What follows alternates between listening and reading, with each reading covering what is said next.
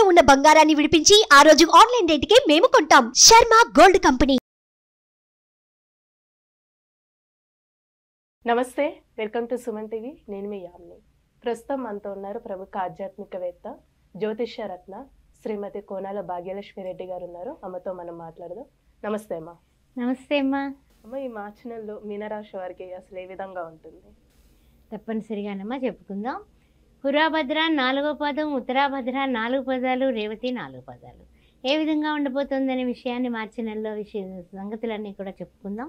ముఖ్యంగా చూసినట్లయితే కొంచెం టెన్షన్స్, మానసిక ఒత్తిడి, తర్వాత అనారోగ్య సూచనలు ఇవన్నీ ఎదుర్కొని అమ్మయ్య ఇప్పుడు కొంచెం తెరిపిన పడ్డాన్రా భగవంతుడా అంట్లోకి మార్చి ఫస్ట్ వచ్చేసింది. అది పరిస్థితి. పురాభద్ర నక్షత్రం తర్వాత ఉత్తరాభద్ర రేవతి వాళ్ళకి కూడా అనారోగ్య పరిస్థితులు వీళ్ళు ఎదుర్కొంటారు, తప్పదు. అయితే ఏంటంటే దానిలోంచి కాస్త బయటకు రిలీఫ్ అయిపోతారు. ఫిబ్రవరి నెలలో పడినటువంటి టెన్షన్స్ అన్నిటి నుంచి బయటకు వస్తారు. బయటకు వచ్చిన తర్వాత వీళ్ళకి ఏంటంటే వీళ్ళ యత్నీకృత కార్యాలు అంటే వీళ్ళ ప్రయత్నం చేసి ఏ కార్యమన్నా సాధించగలుగుతారు. అలాంటి కాన్ఫిడెన్స్ లెవెల్ మీనరాశి వారికి కంప్లీట్ ఉంటుంది.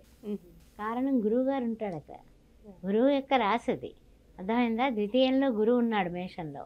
అందువల్ల మీనరాశి వారికి వాక్కు అంటే ఎదుట వాళ్ళతో ఎలా మాట్లాడాలి, ఎంతవరకు మాట్లాడాలి, మాట చతురతతో నెగ్గుకు వచ్చేస్తారు ప్రపంచాన్ని జయించడానికి. అదైతే చాలా బాగుంటుంది. తర్వాత విషయానికి వచ్చినట్లయితే కనుక వ్యాపారాలు, ఉద్యోగాలు, వృత్తులు అన్నీ కూడా యథావిధి జరిగిపోతుందా జరిగిపోతుంది. ఈరోజు గడిచిందా గడిచిపోయింది, ఆ విధంగా ఉంటుంది. అంతేగాని టూ మచ్గా హెచ్చు అదేంటి ఆకాశంలో నుచ్చెనలు అలాంటివి ఏమి ఉండవు, కానీ జరిగిపోతుంది, బాగానే ఉంటుంది. ఇప్పుడు స్థల మార్పిడి అంటే ఏమన్నా మీ రాశి వారికి? ఆ విషయానికి వచ్చినట్లయితే కనుక ప్రయాణాలు బాగా ఉపకరిస్తాయి వీళ్ళకి. అవి స్థల మార్పిడి అంటే కనుక కొంచెం అంటే ఏంటంటే కనుక కదలికలు అయితే ఉన్నాయి. ఏదైనా ఇల్లు చేంజ్ చేసుకోవడం కానీ, అంటే ఉన్నదానికన్నా ది బెటర్ దానికి వెళ్ళడం కానీ, తర్వాత ఏదైనా ఉద్యోగంలో కూడా ఉద్యోగరీత్యా స్థల మార్పిడి, స్థాన మార్పిడి కనపడుతుంది. అందువలన పూర్తిగా ఏదైనా గట్టి ప్రయత్నం చేయండి. ఏదైనా జీతం హైక్ వస్తుంది, ఉద్యోగం మారదాం అనుకుంటారు కదా, దానికి బట్టి ప్రయత్నం చేయండి, ఫలించే అవకాశాలు కనపడుతున్నాయి. ఇప్పుడు వివాహానికి సంబంధించి కానీ భార్యాభర్తల మధ్య సంబంధం అనేది ఏ విధంగా ఉంటుంది?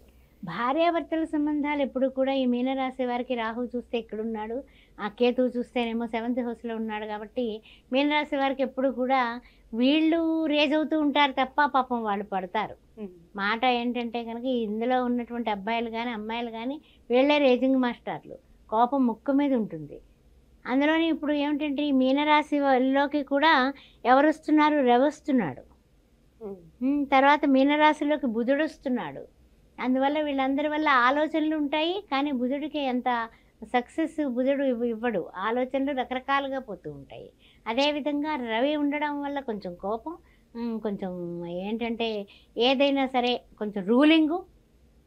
మరి ఆయన మరి ఆత్మకారకుడు, తర్వాత ఏంటంటే రాజు కదా, రాజుగారు ఏం చెప్తారు, నా మాట మీరు వినాలంటాడు. అలా కుటుంబాన్ని కూడా కొంచెం శాసించే గుణాలు మీనరాశిలో ఎక్కువగా కనపడుతున్నాయి ప్రజెంట్. అయితే ముఖ్యంగా ఏంటంటే కనుక కొంచెం చికాకులు కూడా ఉన్నాయమ్మా. గ్రహ సంచారాల వలన కూడా చికాకులు కనిపిస్తున్నాయి. దాన్ని ఏ పని తలపెట్టినా కూడా సక్రమంగా చేయలేకపోవడం వల్ల మానసిక ఒత్తిళ్ళు ఏర్పడతాయి. ఈ పనికి వెళ్ళాం, పెళ్లి సంబంధానికి వెళ్ళాం, అది చేయడానికి మాట ముచ్చట అయింది, వాళ్ళు ఏం చెప్పట్లేదు, టెన్షన్ తీసుకుంటారు. గృహం మారాలనుకున్నాము, చూసి వచ్చాము, వాడు మళ్ళీ కొంచెం వేరే వాళ్ళు ఎక్కువ ఇస్తానన్నారు, టెన్షన్ తీసుకుంటారు. అదేవిధంగా ఉద్యోగ విషయంలో కాస్త ఏమైనా హైక్ వస్తుంది జీతం అనుకుని చేంజ్ అవ్వాలన్నా, లేకపోతే ఏమో అది అవుతుందా లేదా, ఇది అవుతుందా, ఇది ఇందులో ఉండడం మంచిదా, ఏది తేల్చుకోలేరు. అటు ఆలోచించుకోలేరు, ఇటు ఆలోచించుకోలేరు, మధ్యరంగా ఉంటుందన్నమాట పరిస్థితి. అదే సంకట పరిస్థితిలో ఉంటారు. వెంకటరమణ సంకటహరణ అని 7 కొండల వాడిని మీరు ప్రార్థించుకుని 7 కొండల వాడికి ముడుపు కడితే తప్పనిసరిగా మీ ప్రాబ్లమ్స్ సాల్వ్ అయిపోతాయి. అమ్మ, ఇప్పుడు సినిమా పరిశ్రమకు సంబంధించి కానీ రాజకీయ నాయకులకి అసలు ఏ విధంగా ఉంటుందమ్మా? సినిమా పరిశ్రమ, రాజకీయ నాయకులు, తర్వాత వచ్చేసి టీవీ రంగంలో ఉన్నటువంటి వాళ్ళకి, లేకపోతే పాత్రికేయ మిత్రులకి అందరికీ కూడానమ్మా వాక్కు పరంగా గురువు ఉన్నాడు కాబట్టి ఇది సెకండ్ హౌస్లో అన్ని విధాలుగా బాగుంటుంది. కానీ వీళ్ళు కంట్రోల్ చేసుకోవాలి. అందువల్ల రాహు ఉన్నాడు, తర్వాత రవి వచ్చాడు, బుధుడు ఉన్నాడు. ఈ ముగ్గురు కూడా లగ్నంలో ఉన్నారు, మీన లగ్నంలో ఉన్నారు. అందువల్ల వీళ్ళని కంట్రోల్ చేసుకొనే ముందుకు వెళ్ళాలి. తర్వాత ఏంటంటే కనుక ఈ స్థాన చలనాల వల్ల, ఈ గ్రహ స్థాన చలనాల వల్ల కూడా వీళ్ళకి ఒడిదుడుకులు ఎక్కువగా ఉన్నాయి. అందువల్ల మార్చి నెలలో నిజంగా చెప్పాలంటే కనుక కాస్త మిశ్రమమైనటువంటి ఫలితాలే కనిపిస్తున్నాయి.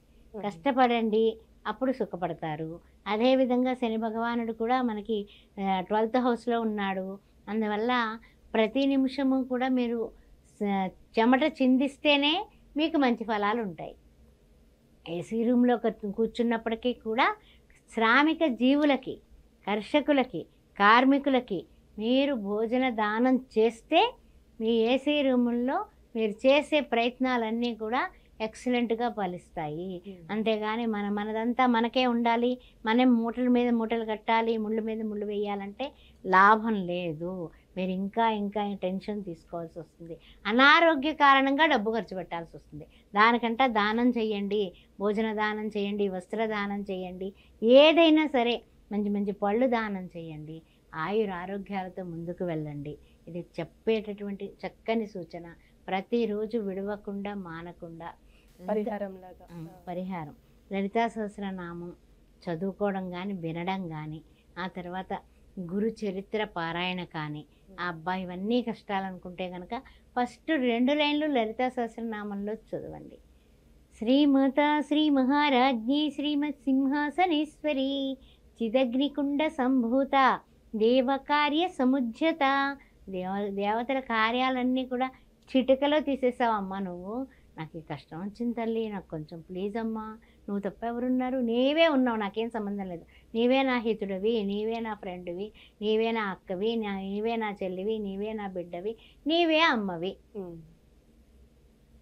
యా దేవి సర్వభూతేషు మాతృరూపేణ సంస్థిత నమస్తత్వే నమస్తత్వే నమస్తత్వే నమో నమః అని శరణు వేడండి. శుక్రవారం పూట చక్కగా పాయసం చేసి 10 మంది పిల్లలకి లేదా పేదవాళ్ళు ఎక్కడ ఉన్నారో వెతుక్కొని వెళ్ళి పెట్టండి. ఆనందంగా మీకు తెలియనటువంటి ఇవన్నీ కూడా పోతాయమ్మా, పోయి చక్కగా ఉండగలుగుతారు. ఇవన్నీ గుర్తుపెట్టుకోండి. మనం చేసే చేతికి దానం అనేది అలవాటు చేయండి, తప్పనిసరిగా సక్సెస్ అయిపోతారు. ఓం శ్రీమాత్రే. చాలా చక్కగా తెలియజేశారమ్మా, ధన్యవాదాలు. ఓం శ్రీమాత్రే నమః.